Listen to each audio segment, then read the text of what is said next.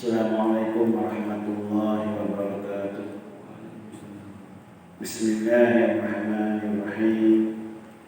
Alhamdulillahi rabbil alamin. Wassalatu wassalamu ala asyrafil anbiya'i wal mursalin wa ala alihi wa ashabihi wa man tabi'ahu ila yaumiddin. Subhanaka la ilma lana illa ma 'allamtana innaka antal alimul hakim. Rabbi shrah li sadri wa yassir li amri wahlul 'uqdatam min lisani yafqahu qawli. Wa qala Allah subhanahu wa ta'ala fi kitabihil 'aziz. A'udzu billahi minasyaitonir rajim. Bismillahirrahmanirrahim. Alhamdulillahi rabbil alamin. Ar-Rahmanir Rahim. Maliki yaumiddin. Iyyaka na'budu wa iyyaka nasta'in. Ihdinas siratal mustaqim. Siratal ladzina an'amta 'alaihim ghairil maghdubi 'alaihim waladdallin. Amin. Wa qala Allah ta'ala a'udzu billahi minasy syaithanir rajim. Bismillahirrahmanirrahim. Qul huwallahu ahad. Allahus samad. Lam yalid wa lam yulad wa lam yakul lahu kufuwan ahad. Shadaqallahul azim. Insyaallah pada malam ini kita akan sambung pengajian kitab Al-Hikam Ibnu Athaillah Sakandari. Kita sampai pada muka surat 60. Muka surat 60. 1, 2, 3, 4, 5, 6, 7, 8, 9. 9 baris daripada bawah. Muka surat 60. 9 baris daripada bawah. Wa qala al-musannif rahimahullahu ta'ala. Dan kata Syekh Abul Hasan radhiyallahu anhu, berwasiat akan daku Syekhku Abu Muhammad Abdus Salam Ibnu Mashis. Ibnu Mashis. Tu shin dua kali ya. Kalau tengok tu dia tulis mim, shin, ya, sin. Dia bukan huruf sin, huruf shin. Mashis, bukan Mashis. Namanya Abdus Salam Ibnu Mashis, yaitu tok guru kepada Abul Hasan Asy-Syadzili rahimahullahu ta'ala. Baik.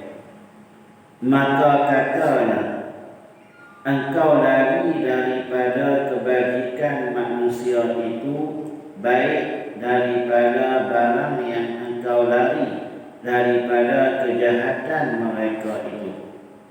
Maka bahawasanya kebajikan mereka itu mengenai akan dikau dalam hatimu, dan kejahatan mereka itu mengenai akan dikau dalam badanmu, dan bahawasanya yang mengenai akan dikau dalam badanmu itu terlebih baik bagimu daripada yang mengenai akan dikau dalam hatimu. Kata seorang ulama yang namanya Syekh Abul Hasan Asy-Syadzili radhiyallahu anhu. Syekh Abu Hasan menceritakan mengenai wasiat guru dia. Kata Syekh Abul Hasan Asy-Syadzili radhiyallahu anhu, berwasiat akan aku syekhku. Syekhku yakni tok guru aku.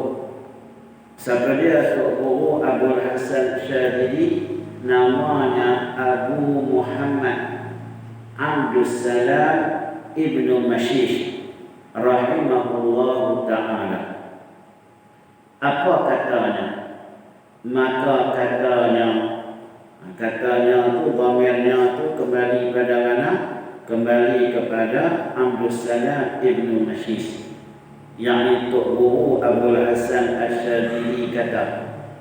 Dia kata apa? Engkau lari daripada kebajikan manusia. Lari daripada kebajikan manusia. Lari daripada melakukan kebajikan kepada manusia. Terlebih baik daripada barang yang engkau lari daripada kejahatan mereka itu. Daripada kejahatan mereka itu. Manusia buat baik dengan kita. Kata Syekh Abdul Salam Ibnu Mashish, manusia buat baik daripada kita dan kita lari daripada kebaikan manusia itu. Lebih baik daripada kita lari daripada kejahatan manusia kepada kita. Apa maksudnya itu? Orang buat baik dengan kita, lari lebih baik daripada orang buat jahat dengan kita. Baik. Jadi kata-kata Syekh Abu Muhammad Abdul Salam Ibnu Mashish ni sebagai suatu pesanan kepada anak muridnya Abdul Hasan Asyadili. Saya nak bagi mudah faham, jangan terhutang budi dengan orang. Itu cerita dia. Senang betul. Sebab bila orang buat kebaikan dengan kita, kita terperangkap dengan kebaikan itu. Dia main tolong kita, dia bagi bantuan dekat kita, apa saja. Tiba-tiba dia melakukan perkara yang dilarang oleh Allah Subhanahu wa ta'ala, kita tak boleh nak tengok dia. Kita tak boleh nak jauhkan diri kita daripada dia. Yang tu yang lagi bahaya. Dalam kehidupan kita ni, kita tak tengok lari daripada kejahatan. Kalau orang nak main buat jahat dengan kita, kita lari sebab kawan tu nak buat jahat dengan kita. Tapi Syekh Abdul Salam Ibnu Mashish, dia suruh lari kalau orang buat baik dengan kita. Dia nampak pelik Nampak tak? Sebab itulah bila kita mengaji Al-Muqtasar ni, kita kena melihat daripada sudut dalaman. Dan kita pun pernah menghadapi keadaan dan situasi yang macam tu. Bila kata terhutang budi ni, habis. Kadang-kadang dia tak payah nak lari, dia jadi macam malu Allah dan sebagainya. Sehingga ia sanggup mengiyakan apa yang dilakukannya, walaupun orang tu buat benda yang dilarang oleh syarak. Jadi Syekh Abdul Salam Ibnu Mashish, dia suruh kita lari daripada benda tu. Baik. Maka bahawasanya tu yakni lari daripada kebajikan tadi, nak cerita kebajikan tadi. Maka bahawasanya kebajikan mereka itu mengenai akan dikau. Benda baik yang mereka buat dekat kita tu mengenai akan dikau. Maksud mengenai akan dikau tu tertusuk masuk ke dalam hati kita. Dia terus masuk dalam hati. Orang kalau buat baik dengan kita, dia main ke hati. Itu buat baik. Bagilah kawan ni, tak ada yang lebih baik lagi. Hanglah kawan aku dunia akhirat. Dia main dalam hati tu. Kalau kata ada orang duk pergi hina dia, orang duk pergi kata dekat kawan nak tolong kita ni, kita pergi hina balik kawan tu. Kita pergi kata balik, tak kenal dia siapa. Selama ni dia lah yang tolong aku. Nampak? Dia akan defend, dia akan pertahankan. Yang amat membimbangkan bila dia mempertahankan benda-benda yang salah di sisi syarak. Biar dia lah, dia tak semayang pun. Taklah dia tu tak pernah semayang, tak pernah puasa. Biar pergi ke dia lah. Dia tak semayang ke, dia tak puasa ke, tu dia dengan Allah Ta'ala. Tapi dia tolong aku. Nampak? Nah. Yang ni yang jadi masalah. Yang menjadi masalah dan benda tu berlaku dalam kehidupan seharian kita. Baik. Mengenali akan dikau tu, maksudnya dia masuk terus dalam hati. Dan hatimu. Dan kejahatan mereka itu mengenai akan dikau pada badanmu. Kalau buat jahat, orang buat jahat dengan kita, sakit dekat badan, bukan sakit dekat hati. Tubuh badan kita akan rasa sakit. Tubuh badan kita akan rasa sakit bila orang buat jahat dengan kita. Tapi bila orang buat baik dengan kita, hati kita akan tertusuk dengan kebaikannya. Baik. Dan bahawasanya yang mengenai akan badanmu itu, yang kena dekat badan ni, lebih baik, terlebih baik bagimu. Yang tu lebih baik lagi daripada yang mengenai akan dikau dalam hatimu, daripada tertusuk dalam hati. Biar kena dekat badan tak apa, daripada kena dekat hati. Sebab tu kita kata apa? Luka di badan dia boleh hilang, tapi luka di hati, Allahu Akbar. Yang ni bukan terdapat luka. Tapi kalau seseorang itu sudah termakan budi, hati dia tu sudah percaya disebabkan kebaikan yang kawan itu lakukan kepada dia, maka hati dia akan cenderung kepada saudara dia. Yang mana? Yang duk tolong dia tu. Sehingga boleh menyebabkan rosaknya agama dia. Jadi bila kawan tu buat maksiat pun tak apa, yang ni tak apa, yang ni tak apa, semua tak apa. Itulah yang berlaku. Cuba kita renung-renungkan balik hak kita lagi malam ni dengan dalam kehidupan kita.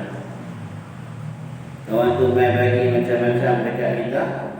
Orang abang kata, bini dia semayang pun dah, bini dia aurat pun tak tutup, nak pergi ke depan lah, keluarga dia, tu dia dengan Tuhan. Itu jawapan yang akan kita bagi. Ada tak jawapan lain? Asal jawapan tu dia yang jawab. Pasal apa? Pasal dia tolong kita, pasal dia bantu kita. Yang ni yang syarat tak mau. Sebab tu kita melihat golongan salafus salih. Sebagai contoh, seorang waliullah yang namanya Ibrahim Adham. Yang namanya Ibrahim Adham, dia hidup di zaman pemerintahan Khalifah Harun Ar-Rasyid. Satu hari Khalifah Harun Ar-Rasyid pujuk dia untuk melantik dia sebagai qadhi di kota Basrah. Dia tak mau. Pujuk tak mau. Akhirnya Harun Ar-Rasyid bawa mai dekat dia beberapa uncang mai, duit mai. Nak banyak-banyak. Macam kita ni gaji lah. Nak banyak-banyak. Aku bagi semua. Uncang mai ni jadi milik Ibrahim Adham. Dia ambil uncang mai tu, kemudian dia tampuk habis atas padang pasir. Dia kata, ini bukan milik aku, ini adalah milik orang ramai. Minta maaf, aku tak terima jawatan. Dia tak mau. Walaupun ditujuk, walaupun orang nak bagi dekat dia macam-macam, nak buat kebaikan kepada dia dan sebagainya, kerana dia melihat sekiranya aku mengambil jawatan ini, aku terpengaruh dengan kepimpinan kamu. Kita nak buat ini, minta maaf, tak boleh macam ni. Kalau dah betul payah. Macam kita ni dikontrol. Lebih kurang begitu lah. Dikontrol. Dia nampak dah apa tu. Kalau aku ambil, nanti orang akan kontrol aku. Sedangkan dalam agama ni, kalau benda tu salah di sisi syarak, maka kita kena tegas dalam soal itu. Dan kalau perkara itu disuruh dalam syarak, maka kita kena galakkan untuk melakukannya. Tiba-tiba benda larangan itu benda yang dilakukan oleh pucuk pimpinan, orang-orang atasan. Nak pergi kata, boleh kata? Tak apalah. Nak pergi kata apalah, apa nak buat, kita tak buat sudah. Jadi sebab itulah kita melihat ramai daripada kalangan ulama-ulama sufi, mereka lebih suka hidup bersendiri kerana bimbang, takut mereka tak dapat melaksanakan amanah yang diamanahkan oleh Allah Subhanahu wa taala, takut mereka terpengaruh dengan kebaikan yang diberikan oleh manusia kepada mereka. Baik.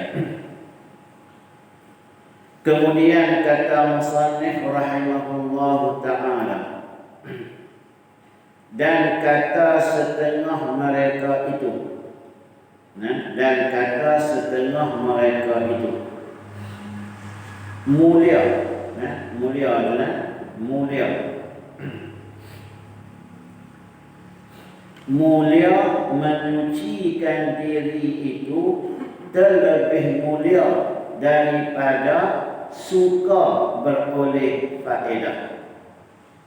Sebahagian daripada ulama-ulama sufi pula, yang ini ulama sufi yang lain, dan berkata setengah mereka itu, yakni sebahagian daripada ulama-ulama sufi yang lain. Mereka kata apa? Mulia menyucikan diri. Apa makna mulia menyucikan diri? Yakni kemuliaan yang lahir daripada diri kita yang kita cuci. Itu maksudnya mulia menyucikan diri. Maksud mulia menyucikan diri itu, kemuliaan itu datang hasil daripada penyucian diri kita. Kita sucikan diri kita daripada sifat sum'ah, riya, sifat tak elok lah. Jadi bila kita cucikan diri kita, orang muliakan kita. Orang muliakan kita. Itu maksudnya. Terlebih mulia. Itulah yang lebih mulia. Itu yang lebih mulia. Nak faham bagaimana ni? Kita kalau orang puji kita, kita rasa apa? Kalau orang puji kita, rasa seronok lah kan? Puji kita, itu adat manusia. Kalau orang hina kita, kita rasa apa? Rasa marah, hina kita. Tapi sebahagian ulama tasawuf kata apa? Bila orang puji dia rasa bangga dengan pujian, maknanya hati dia tidak suci. Sebab apa? Dapat melahirkan sifat riya, takabur dan sebagainya. Nampak tak? Jadi betul. Maknanya bila orang puji dia rasa hebat. Tak mulia. Itu yang ada orang yang mulia ni, yang menyucikan diri dia daripada riya, sum'ah, ujub, takabur. Maknanya kalaulah orang puji dia tak ada rasa hebat pada diri dia. Betul. Orang puji dia tak ada rasa riya, tak ada rasa takabur, tak ada rasa sum'ah. Itulah yang kata terlebih mulia. Baik. Apa kesan dia? Sekiranya seseorang itu apabila menerima sesuatu pujian dan dia merasakan sesuatu dalam diri dia bila orang puji dia. Contohnya, bila orang puji dia rasa hebat. Apa kesannya? Kesan dia, bila ada orang yang lebih daripada dia, akan timbul sifat iri hati. Dia akan melihat tu. Dia akan melihat tu. Sebelum ni semua orang puji dia, abang kata pandai lah, apalah, bagus lah dan sebagainya lah. Tiba-tiba satu hari datang seorang lelaki yang lain. Yang lelaki itu lebih hebat daripada dia. Orang pakai tak dipuji kawan juga. Weh, rupa-rupanya dia ni lagi hebat tu daripada kawan ni. Dia rasa apa? Dia akan rasa iri hati dengan kawan tu. Sifat iri hati ini sifat syaitan. Sifat dengki ini sifat syaitan. Cerita Nabi Adam alaihissalam dengan syaitan. Jadi maknanya apa? Sebab tu ilmu tasawuf ni dia agak halus. Biasanya manusia kalau puji seronok kan? Kalau hina tak seronok. Tapi bila mengaji tasawuf, puji tak seronok, hina tak apa. Kita tak boleh amai lah, tak umur dalam diri kita ada betul. Orang hina kita rasa tak ada masalah. Tapi kalau orang puji kita rasa susah hati. Nak tenang hati boleh tak boleh.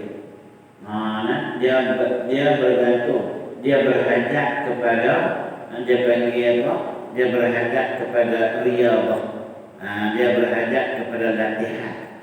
Kita kena latih diri kita, latih diri kita, latih diri kita. Inilah hati yang benar-benar suci kerana Allah Subhanahu wa ta'ala. Baik. Kerana dia cuma pegang satu wajah, pujian daripada Allah Subhanahu wa ta'ala. Dia tidak menerima pujian daripada makhluk, dia menerima pujian daripada Allah Subhanahu wa ta'ala. Baiklah. Terlebih mulia daripada faedah, daripada faedah, maknanya daripada dapat faedah lah. Faedah ni keseronokan apa dan sebagainya. Baik kan? Dan kata setengah hukama bermula sabar atas ketiadaan itu terlebih mudah daripada menenggang kurnia.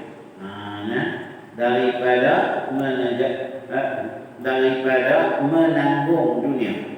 Bukan menenggang tu, menanggung. Silap menanggung dunia. Menanggung dunia bukan dunia tu, kurnia. Menanggung kurnia. Baik, sebahagian daripada para hukama dan kata setengah hukama. Siapa dia hukama?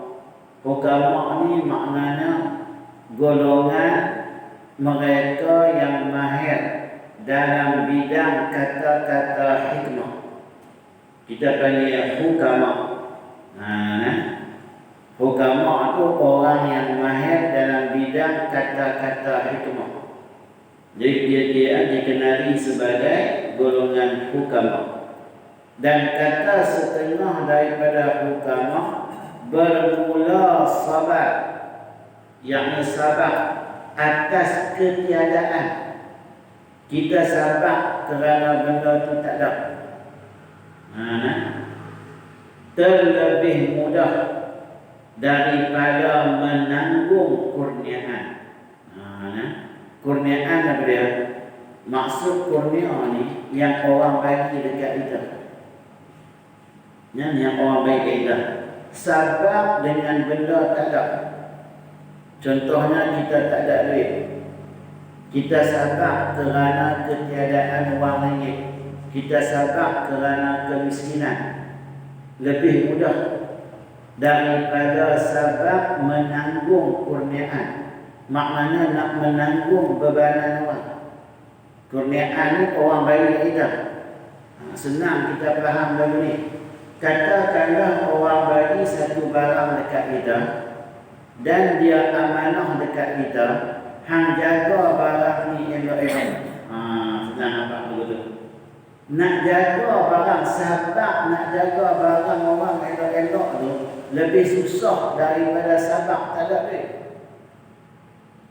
Apatah lagi kalau barang hak kawan tu bagi dekat kita tu, hak memang kita berkenan sungguh-sungguh di hati kita. Baik, saya ambil benda yang sama. Dia tak ada duit. Tiba-tiba ada seorang main dekat dia bawa satu beg. Dalam beg tu ada 500,000 ringgit. Tapi bukan dia lah, dia orang. Nah, hang boleh tak tolong jaga zat beg itu? Susah dia memang tak ada dia. Ada. Nah, ada. Nak jaga hak 500,000 tu lebih susah daripada dia tak jaga 500,000 dia duduk dalam keadaan miskin. Sebab dia perlu benda tu. Maka syaitan akan duk main.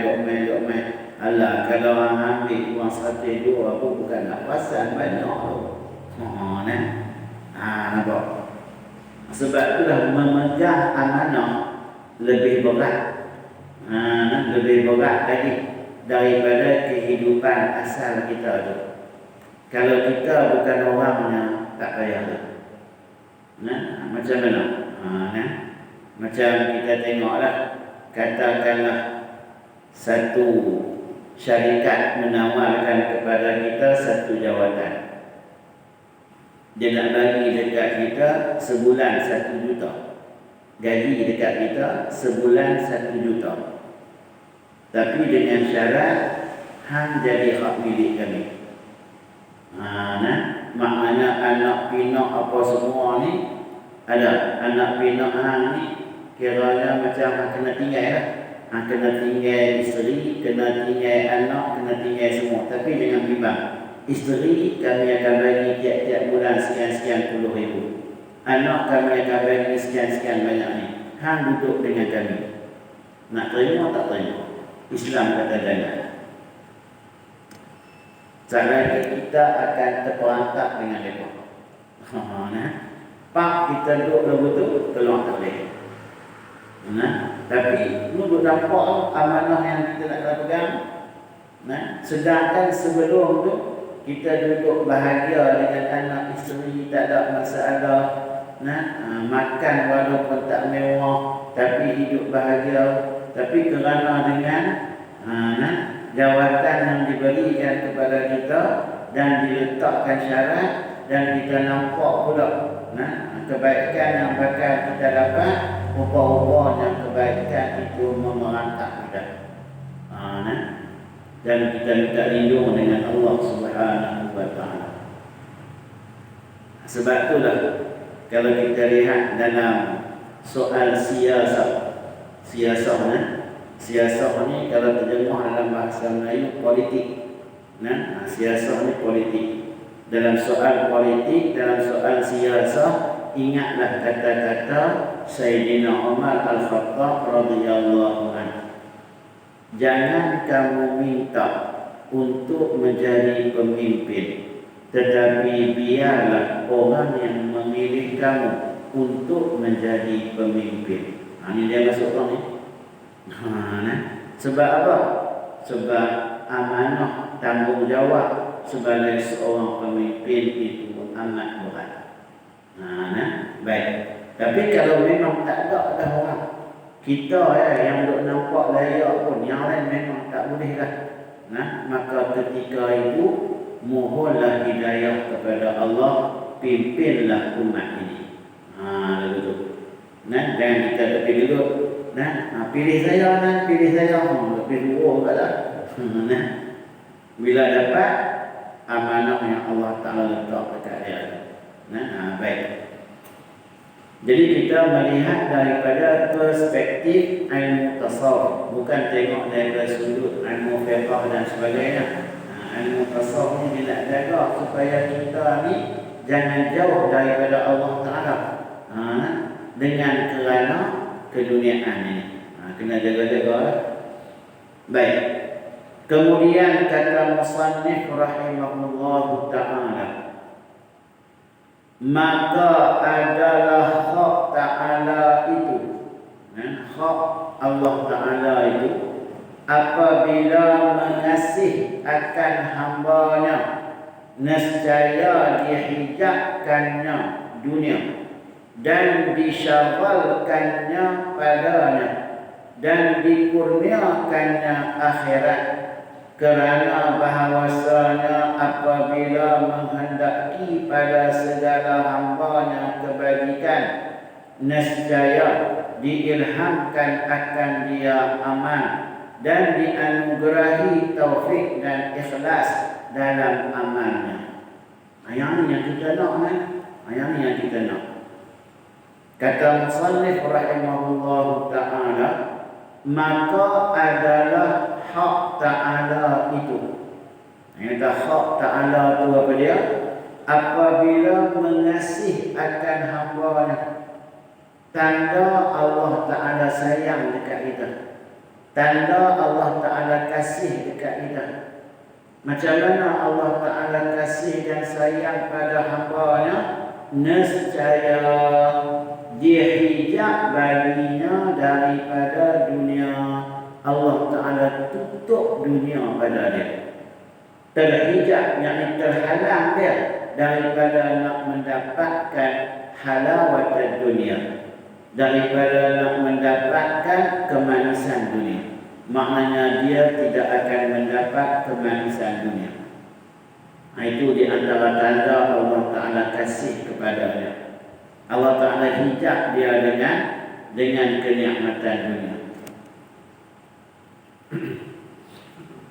Dia hijab akannya, dia hijab baginya daripada dunia dan disyughulkannya. Syughul maknanya sibuk. Allah Ta'ala sibukkan dia. Sibukkan dia padanya, yakni beribadah kepada Allah Subhanahu wa Ta'ala. Allah sibukkan dia dengan ibadah. Allah kurangkan kepada dia aktiviti dunia. Sebab itu kadang-kadang kita melihat doa yang kita pohonkan kepada Allah Subhanahu wa Ta'ala, kita rasakan seolah-olahnya seperti tidak dimakbulkan. Kita minta yang lain tapi nampak macam tak dimakbulkan, malahan kita pula dikenakan dengan musibah. Sebenarnya musibah itulah yang Allah Ta'ala nak dekatkan kita dengan dia. Saya bawa mai satu riwayat juga dalam kitab Al-Hikam. Kisah seorang lelaki, dia memohon kehadrat Allah Subhanahu wa Ta'ala bila dia melihat kehidupan sekeliling ini penuh dengan kemaksiatan dan kemungkaran. Ya Allah, ya Tuhanku, aku pohonkanlah diri, aku pohonkanlah kepadamu, ya Allah, jauhkanlah aku daripada kemungkaran ini dan dekatkanlah aku denganmu, ya Allah. Doa yang lutut. Macam mana yang kata Allah Ta'ala makbulkan doa? Tiba-tiba satu hari berlaku satu peristiwa, iaitu kecurian di kampung tu. Orang nak curi barang tu, meletak barang tu di rumah dia. Bila orang tengok barang tu ada di rumah dia, dia dituduh sebagai pencuri. Bila dia dituduh sebagai pencuri, orang pakat main tangkap dia. Hak pukul dia pun ada, kemudian bawa pergi kepada muka pengadilan dan dia didapati bersalah. Senang abang itulah. Bila dia didapati bersalah, dia dimasukkan ke dalam penjara. Nampak musibah tak? Nampak musibah tak? Tetapi bila dia duduk dalam penjara, kemudian bila kata dia beribadah kepada Allah, dia sembahyang, habis sembahyang, dia syukur kepada Allah Ta'ala kerana Allah Ta'ala jauhkan dia dari kemungkaran, dekatkan dia dengan Allah. Dia tak duduk dalam masyarakat, dia duduk dalam penjara. Jadi dia tak ada kerja apa, kerja dia apa dia? Sembahyang, baca Quran, zikir, senang apa pun tak kerja apa dah. Tapi kita nampak apa? Nampak musibah. Nampak dia dituduh sebagai pencuri, kena pukul pula, masuk.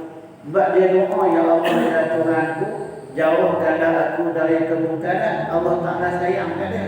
Allah Ta'ala jauhkan dia dari kemungkaran. Allah Ta'ala buat dia dalam jalan. Duduk. Dan dekatkanlah aku denganmu, ya Allah. Dekat dengan Allah, duduk dalam penjara, baca Quran, zikir, sembahyang. Maka dekatlah dia dengan Allah Ta'ala. riwayat tu nak menerangkan kepada kita, kadang-kadang musibah yang berlaku pada kita tu adalah sebahagian daripada doa yang kita buat. Tapi kita tak nampak hikmah di sebalik musibah. Kita tak nampak musibah itu seolah-olah seperti Allah Ta'ala tidak memakbulkan doa kita. Ini yang dalam lagi tasawuf. Allah Ta'ala makbul doa. Ya Allah, ya Tuhanku, berikanlah hidayah kepada anak aku. Anak dia ni derhaka pada ibu bapa, sembahyang pun tak, apa pun tak. Jadi mak ayah ni minta doa. Minta doa supaya anak dia ni menjadi anak yang soleh. Tiba-tiba berlaku satu peristiwa. Berlaku satu peristiwa. Anak balik mai ke rumah minta duit dekat mak dan ayah. Mak dan ayah tak bagi. Bila tak bagi, dia pukul mak dia pukul ayah dia. Dia tikam mak dia tikam ayah dia. Masuk ICU dua-dua kali. Kemudian dia lari. Dia lari lah takut boleh tangkap dia. Sebab dia mencederakan mak ayah dia. Dalam dia lari itu, Allah Ta'ala ilhamkan dalam hati dia. Hang sanggup mentikam mak ayah mereka yang melahirkan bagi susu, bagi beraji. Dan dia lari pergi mana-mana, duduk duduk teriak orang-orang. Macam mana aku nak minta ampun dekat mak aku? Macam mana aku mak aku mati ke apa ke? Baru dia sedar. Nampak? Maknanya Allah Ta'ala makbulkan doa mak dah. Makbul. Tapi nampak macam kena musibah. Dia main macam tu. Kadang-kadang ni dia main lagu tu. Sebab tu kita ni tak maulah Ustaz. Kalau betul hak tak macam tu lah. Dia tak mau musibah tu. Dia nak kalau boleh tu tak datang dalam bentuk musibah, tapi dalam bentuk nikmat dan sebagainya. Jadi Allah Ta'ala memakbulkan doa dalam pelbagai bentuk. Maka kita ni jangan berhenti untuk berdoa kepada Allah Subhanahu wa Ta'ala. Sentiasalah berdoa kepada Allah Subhanahu wa Ta'ala. Baik. Dan kurniakannya akhirat. Allah Ta'ala bagi dekat dia akhirat, yakni balasan di hari akhirat. Kerana bahawasanya apabila menghendaki pada segala hambanya kebajikan, nescaya diilhamkan akan dia amal. Ini hamba yang Allah Ta'ala sayang. Bila hamba yang Allah Ta'ala sayang tu, bila hamba tu dia nak buat satu-satu kebajikan, Allah Ta'ala ilhamkan dalam diri dia, dalam hati dia untuk beramal dengan kebajikan itu. Itu makna Allah Ta'ala sayang. Dan anugerahinya taufik dan ikhlas dalam amalnya itu.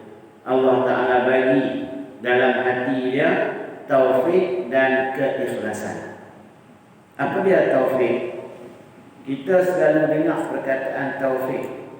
Wabillahi taufiq wal hidayah. Wassalamualaikum warahmatullahi wabarakatuh. Apa dia taufik? Apa dia hidayah? Baik. Nak bagi faham taufik dengan hidayah ni dalam bahasa mudahnya begini aja. Katalah hari ni kita main lagi malam ni. Habis Nabi dia main dalam hati tu, rasa teringin nak bangun tengah malam ni, nak buat sembahyang tahajud. Itu namanya hidayah. Allah Ta'ala bagi hidayah. Nak bangun tengah malam, nak buat tahajud. Sampai lagi tengah malam, tak sampai lagi. Allah Ta'ala bagi dah hidayah. Kemudian dia balik pun dia usahalah kunci jam dan sebagainya, nak bangun tengah malam. Kemudian bila tiba yang tengah malam, dia pun terjaga daripada tidur. Bila dia terjaga daripada tidur, dia pergi ke bilik ayah, dia ambil wudu, ambil ayat sembahyang apa semua. kemudian dia sembahyang tahajud. Itu namanya taufik. Taufik maknanya pelaksanaan daripada hidayah yang diberikan. Nah, ada juga yang kuasa aku ni lama tak baca Quran. Balik saya kena baca Quran. Habis-habis sembahyang Isya balik rumah buka Quran baca terus. Dapat hidayah dan juga taufik. Nanti bila taufik pelaksanaan kepada hidayah itu yang disebut dengan amalan. Dan amalan itu pula dilakukan ikhlas kerana Allah Subhanahu wa taala. Dia bukan ada bahasa itu. Nah, kita kalau nak bangkit tahajud bahasa apa? Bila kita mai ke masjid, bila kita dengar cerita tentang tahajud, kita rasa teringin nak buat. Aku ni jauhlah daripada Allah, kena bangkit tahajud malam ni. Nah, maknanya ikhlas dia bangun untuk nak dekatkan diri. Bukan ada sebab-sebab keduniaan dan sebagainya. Inilah di antara tanda orang yang Allah Ta'ala kasih dan sayang kepada mereka. Baik, insya-Allah habis kita kata hikmah yang ke-88. Insya-Allah nanti kita akan masuk kata hikmah yang ke-89. Tu dia nak masuk kata hikmah yang ke-89. Dan kata Syekh radhiyallahu anhu, Syekh di situ ialah Ibnu Athaillah Sakandari. Kata hikmah yang ke-89, Jalla Rabbuna an yu'amilahu al-'abdu naqdan fayujabihi nasi'ah. InsyaAllah kita akan sambung di situ. Jadi saya rasa cukup sampai situ untuk malam ini. Dan kita tangguhkan majlis al-mu'ta dengan tasbih kafarah dan suratul Asr. Subhanakallahumma wa bihamdika asyhadu an la ilaha illa anta astaghfiruka wa atubu ilaik. Subhanakallahumma wa bihamdika asyhadu an la ilaha illa anta astaghfiruka wa atubu ilaik. Subhanakallahumma wa bihamdika asyhadu an la ilaha illa anta astaghfiruka wa atubu ilaik.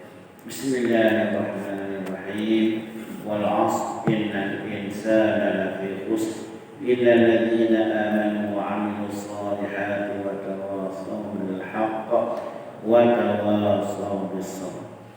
Bismillahirrahmanirrahim. Alhamdulillahi rabbil alamin. Hamdan yuwaffi ni'amahu wa yukafi'u mazidah. Ya Rabbana lakal hamdu kama yanbaghi li jalali wajhika wa 'azimi sultanik. Allahumma tahhir qulubana minan nifaq wa a'malana minar riya wa a'yunana minal khiyanah fa innaka ta'lamu kha'inatal a'yun wa ma tukhfi as-sudur.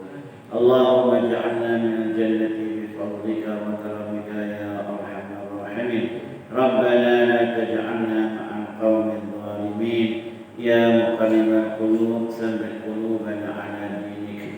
Allahumma inna na'udzu bika min an nusyrika bika syai'an na'lamu wa nastaghfiruka lima la na'lamu. Allahumma la tada' fina syaqiyyan wa la mahruma. Bismillahirrahmanirrahim. La yadurru ma'a ismihi syai'un fil ardi wa la fis samaa'i wa huwa as-sami'ul 'aliim. Na'udzu bikalimatillahi tammati min syarri ma khalaqa. Na'udzu bika minal barasi wal jununi wal judham wa min sayyi'il asqam. Allahumma asrif 'anna hadzal balaa wal wabaa wal amrad wa su'ul asqam. Wa sallallahu 'ala sayyidina Muhammadin wa 'ala alihi wa sahbihi ajma'in. Walhamdulillahi rabbil alamin. Taqabbalallahu